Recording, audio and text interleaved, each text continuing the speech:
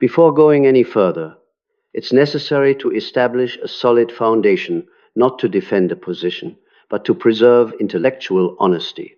Carl Jung never made any predictions about the year 2026. He did not speak about the future in a historical sense or along a linear timeline.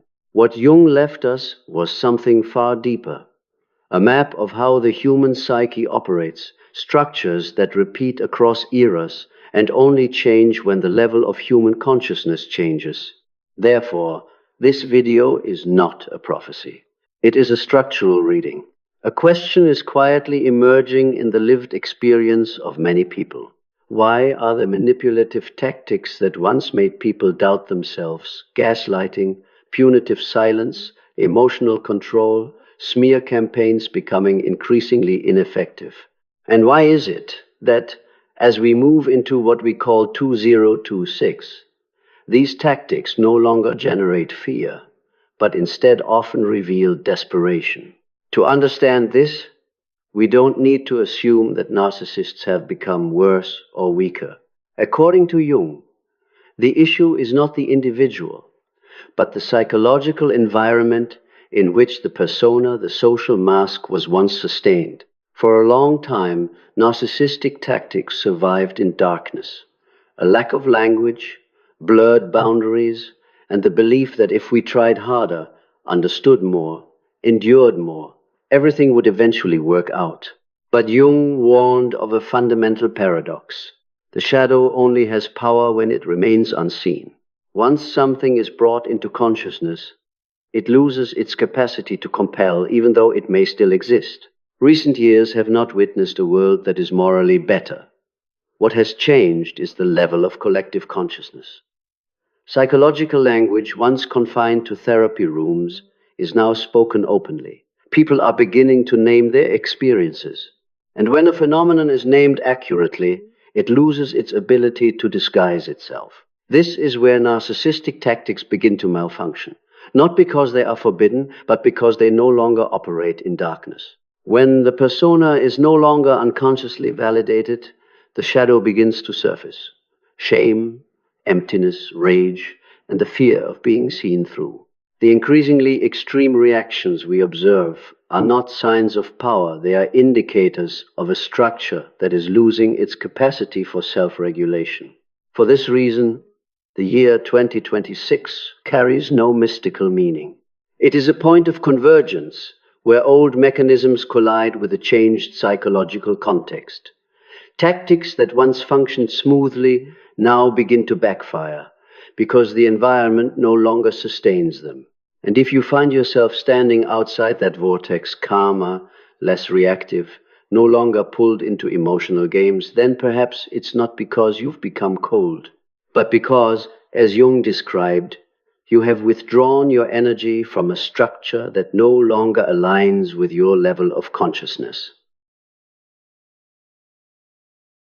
To understand why narcissistic tactics are gradually failing, we first need to face an uncomfortable truth. They were never powerful because of their own strength, but because the psychological environment allowed them to exist. According to Carl Jung, human beings do not live through their raw essence. We live through the persona, the social mask that allows us to be accepted, recognized, and reflected by others. For the narcissist, the persona is not merely a part of the ego. It is the entire survival system. Behind that mask lies a dangerously repressed shadow, primordial shame, a sense of inner emptiness, and the fear of not existing unless they are seen. From this structure, narcissistic tactics emerge not as calculated schemes, but as biological reflexes of the ego. Gaslighting is not meant to persuade you. It is meant to bend reality so that their persona is not threatened. Punitive silence is not used to resolve conflict. It is designed to activate the other person's fear of abandonment, forcing them back into the role of emotional regulator. Smear campaigns are not about truth.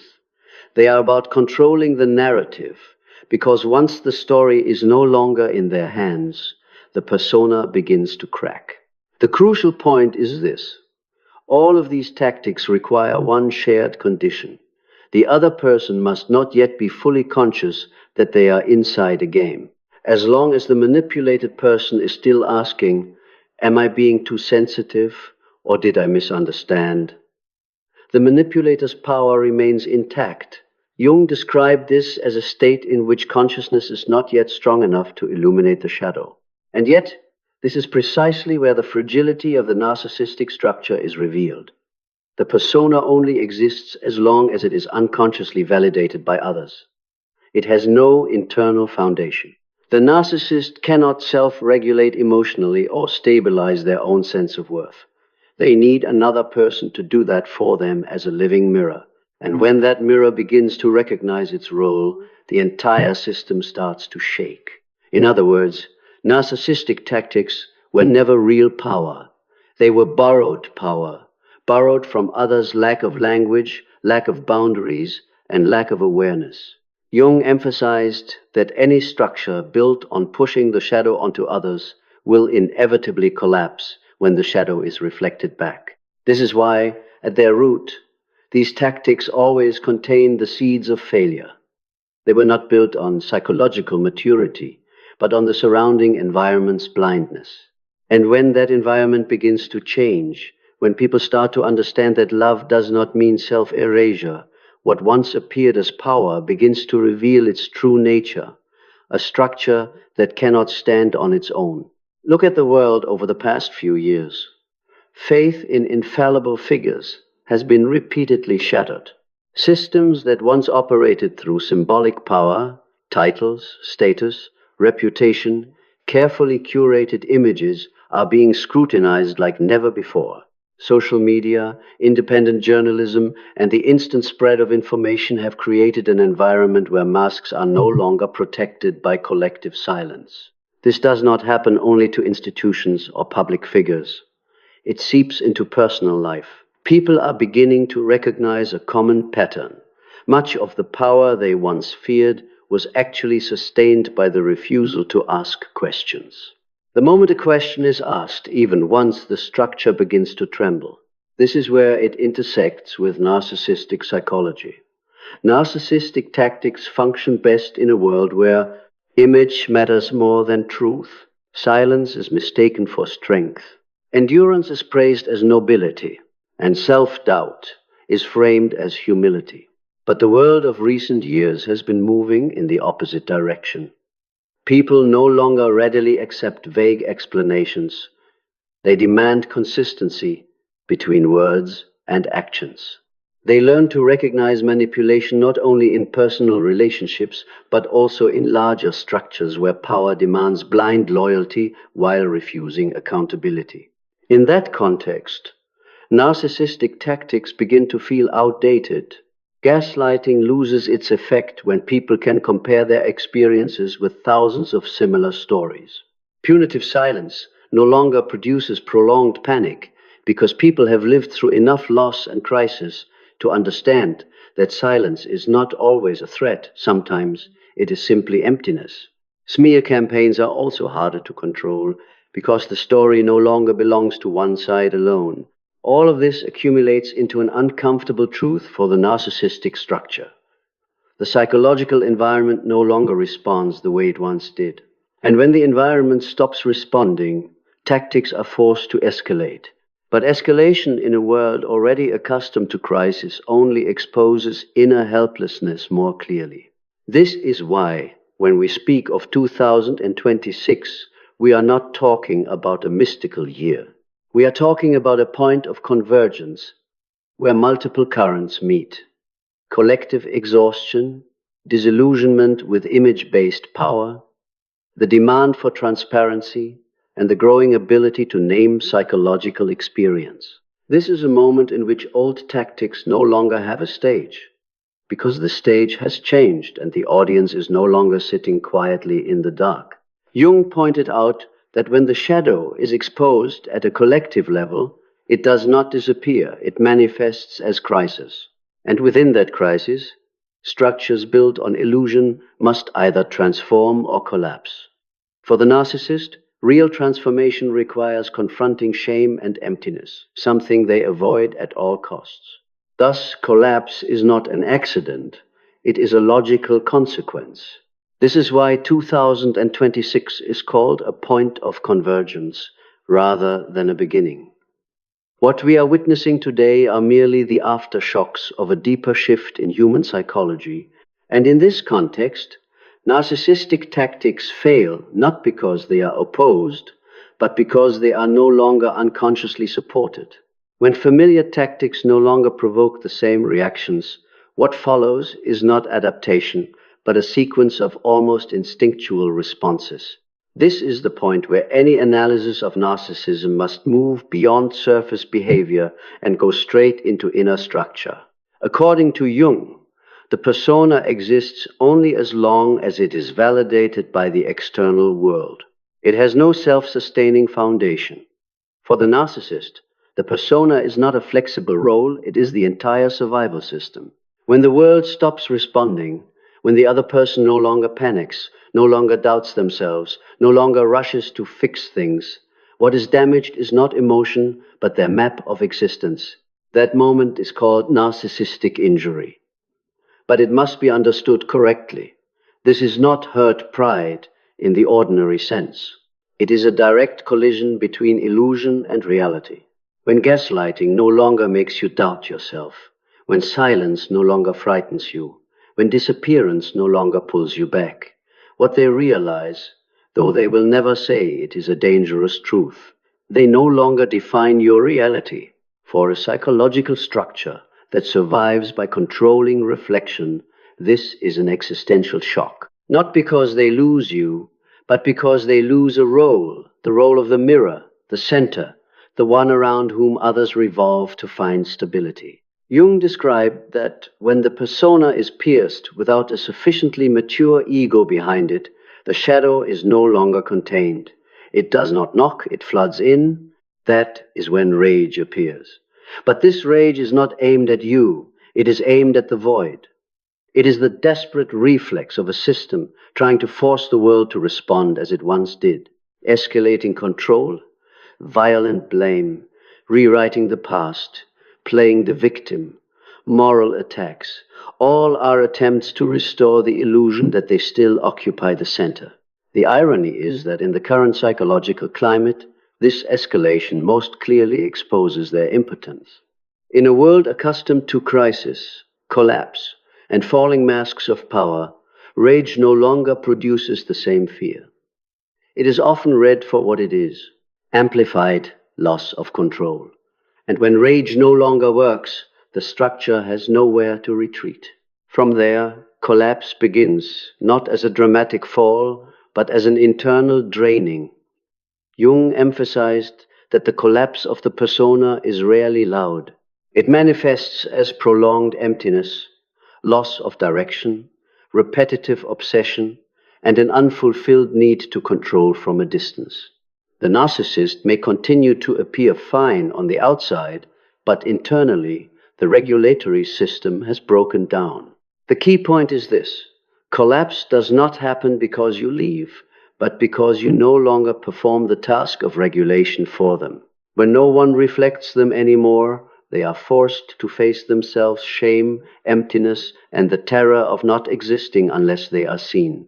Their entire psychological life is built to avoid this moment. But in a changed environment, avoidance is no longer a sustainable option. What makes this phase clearer in recent years is this: new supply no longer functions the way it once did. New partners are less willing to accept ambiguity, less inclined to sacrifice boundaries in the name of harmony, and more likely to possess the language needed to recognize manipulation. The cycle now repeats faster, grows shorter, and with each failure, the persona loses another layer of effectiveness. What was once hidden in darkness is now pushed into the light at an accelerating speed. And here, one thing must be stated very clearly to avoid any misunderstanding. You did not cause this collapse. You do not need to become cold. You do not need revenge. And you do not need to prove anything. The only thing you did was stop participating in a game whose audience has already left. According to Jung, when the shadow can no longer be projected onto others, it is forced to return to its source. That moment, however painful, is not punishment, but the inevitable consequence of a structure that cannot stand on its own. From here, another question begins to emerge. If new supply cannot replace you psychologically, and if your calm no longer provokes the reactions it once did, then what truly causes the narcissist's obsession even after you have disappeared from their life? When you withdraw in silence, when there is no more arguing, no more explaining, no more trying to be understood, a strange phenomenon begins to appear within the narcissist's inner world. Obsession. Not longing in the human sense, not regret over losing a relationship, but a suspended state where the psyche cannot complete a cycle. According to Carl Jung, what causes an image to root itself deeply in the psyche is not presence, but absence that has not been integrated. When an object is no longer there, yet the psychological function it once served has not been replaced, the mind is forced to return to the old image again and again, not in order to love, but in an attempt to patch a structural void. You are not obsessed over because you were romantically more special than others. You become irreplaceable because you once held a structural function. You reflected, you stabilized, you absorbed, you regulated. While you were there, they did not have to face their own inner emptiness. When you left, and more importantly, when you withdrew that role from your own psychological structure, that emptiness was laid bare. This is where new supply is often misunderstood. From the outside, people think they found someone new, so they've moved on. But in Jungian logic, replacement is not the same as integration. A new person may temporarily fill the surface through attention, novelty, initial reactions, but they cannot recreate the exact point of reflection you once provided. Not because you were better, but because psychological structures cannot simply copy a lost function. Thus, new supply does not heal the void. It only conceals it. And the more it is concealed, the more the void demands to be seen. This explains why, in later stages, narcissists often fall into a paradoxical state. Outwardly busy, inwardly obsessed, accompanied by someone, yet mentally circling an image that has withdrawn from the game. This obsession does not require direct contact. It survives on imagination, speculation, and forms of remote control, monitoring, indirect inquiries, constructing internal narratives about how you are living. Jung described this as a state in which libido becomes stuck. Psychic energy no longer flows naturally, but circles around an inaccessible symbol. You become that symbol, not because you choose to be, but because you are the endpoint of an unfinished cycle. What intensifies this state in the modern context is this: you do not need to do anything to trigger it. Your calm itself becomes the disruptive factor. When you continue living without showing off, without retaliating, without trying to prove anything, the narcissistic mind has no data to distort, no reaction, no drama, no anchor from which to rewrite the story in a controlled direction. And in that void, they are forced to face a possibility they have avoided their entire lives, that some people leave without needing to play the villain. This is the final blow, not because it is painful, but because it does not allow manipulation. Jung said that the power of darkness lies in being unconsciously nourished. When you no longer nourish it, not with love, not with anger, not with resistance, the darkness loses its fuel. It does not disappear instantly, but it weakens. And here is the critical point that very few people recognize. You do not need to win for the game to end. The game ends when you are no longer standing on the stage of their inner world. When you withdraw from the role of the mirror, every tactic that follows new supply, display, smearing, pretending to be happy, is merely an attempt to patch a structure that has already lost its center. In a world moving toward what we call 2026, This happens faster and more visibly. People are less patient with illusion, less willing to play savior, and equipped with enough language to leave without explanation. In that context, the narcissist's obsession is no longer a personal tragedy. It is the consequence of a mode of existence that no longer fits the current level of consciousness. You do not need to stay to teach them a lesson. Life has already done that. The only thing you need to do, and the hardest thing, is to live fully outside the structure that once sustained them. Because, according to Jung, the moment an image loses its obsessive power is the moment it is no longer reflected. And in that absence of reflection, you are not only free, you render invisible the power that was once built upon your presence. There is one sentence that must be placed at the center of this entire analysis, because without it, everything can easily be misunderstood as moral judgment, emotional storytelling, or even karma. Narcissistic tactics are not ending because people are kinder. They are failing because the psychological environment has changed. Where? What is happening is not the victory of goodness, nor a collective moral awakening. The world has not suddenly become more compassionate, kinder, or ethically mature. What is changing is far deeper. The psychological structure of the collective environment, the very structure that once unconsciously sustained manipulative tactics, is shifting. And in Carl Jung's language, this shift has a precise name: individuation pressure. Individuation in Jungian psychology does not mean becoming better, more noble, or enlightened in the popular sense. It is a structural pressure that forces a person to become more whole, meaning they can no longer live solely through the persona, can no longer endlessly project the shadow onto others, and can no longer survive by avoiding themselves. More importantly, individuation is not only a personal journey. When a society accumulates enough contradiction, enough falseness, enough illusion, individuation pressure emerges at the collective level. It does not ask whether you are ready. It does not care who you are. It simply creates an environment in which structures that do not evolve begin to reveal themselves, weaken, and are filtered out.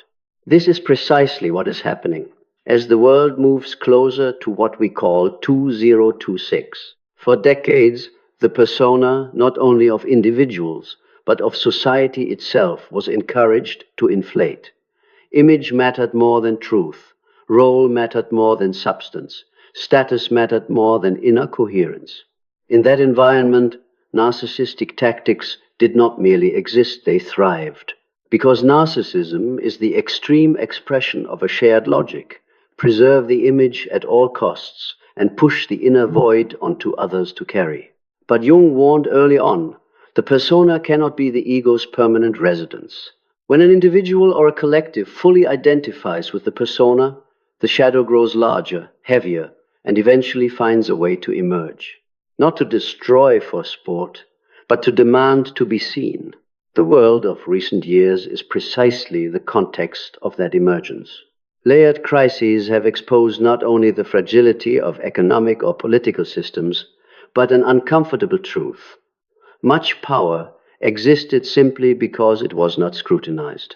When scrutiny becomes unavoidable, the mask begins to crack.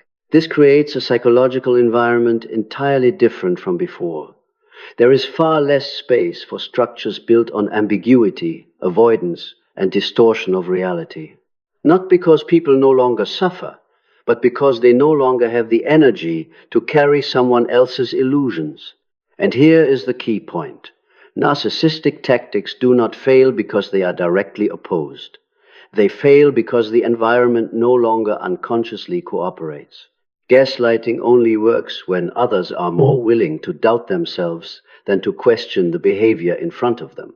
Punitive silence only works when connection is seen as scarce and easily withdrawn. Smearing only succeeds when the story has a single direction. But in a changed environment, these assumptions no longer hold.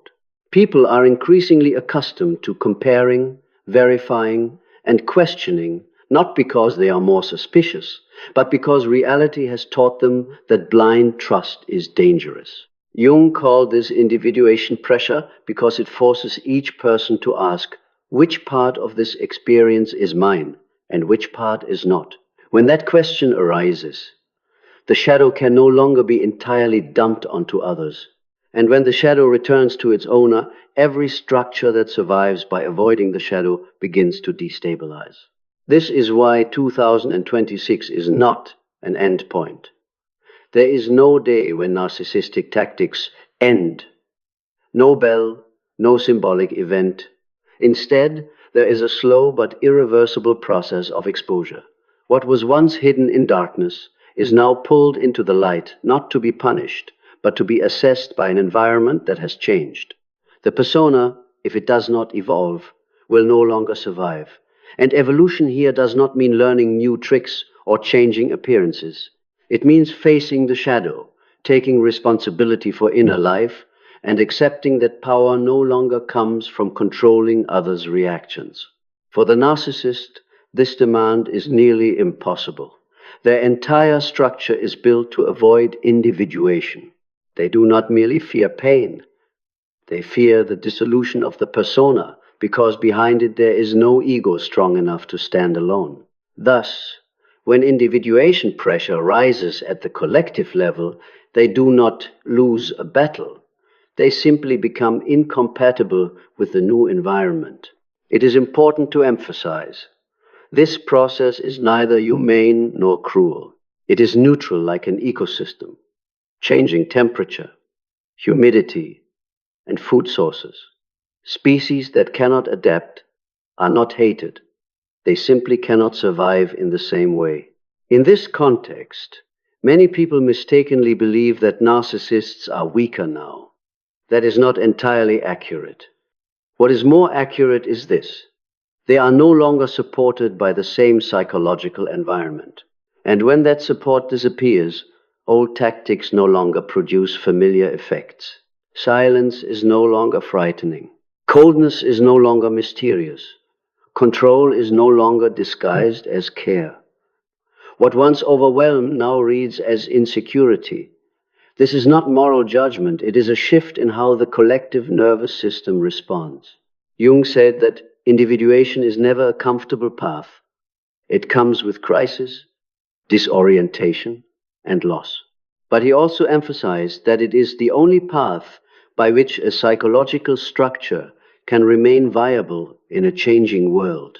So when looking toward 2026, we should not ask, who will collapse? The more accurate question is, which structures are no longer supported by this environment? And the answer is becoming increasingly clear. Structures that live on illusions of control, avoidance of inner responsibility, and dependence on others' reactions. In that light, the failure of narcissistic tactics is not a tragedy, but a sign of collective transition. Not everyone will mature, but the environment no longer favors what refuses to mature. If this entire journey had to be distilled into a single truth, it would be this: there is no war taking place. There are no opposing sides, no winners and losers, no apocalypse for narcissism. There is only a shift in the psychological environment, and within that new environment, old structures can no longer operate as they once did. Carl Jung never spoke about the year 2026, but he did leave us a compass. When consciousness increases, whatever lives off the unconscious is exposed. When the persona is no longer upheld by collective silence, the shadow rises. And when the shadow is not integrated, that structure inevitably reveals its own limits. For this reason, narcissistic tactics do not end. They are seen. They are no longer unconsciously supported. And that is why they fail. This also explains why you do not need to prove anything. You do not need to expose, retaliate, or win. Conscious withdrawal, silence, not as punishment, but as self-sovereignty, is already a structural shift. When you stop participating, you are not merely leaving a relationship, you are exiting a role that once sustained an outdated system.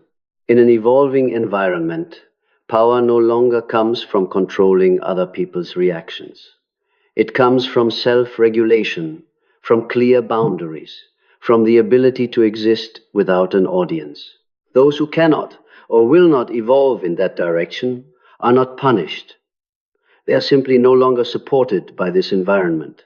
And if you are listening to this with a sense of relief, then perhaps you have recognized the core truth. Your peace is not a reward, it is a consequence of choosing to live in alignment with your level of consciousness. In the new world, that is not escape, it is individuation. 2026 is not an ending. It is a point of exposure, a moment where what cannot evolve is forced to reveal its limits, and where those who choose to mature quietly and without spectacle begin to walk more lightly, without confrontation, without persuasion, simply by living in accordance with their inner truth. And perhaps that is the deepest freedom Jung ever pointed toward. No longer having to live in the shadow of any persona, not even your own.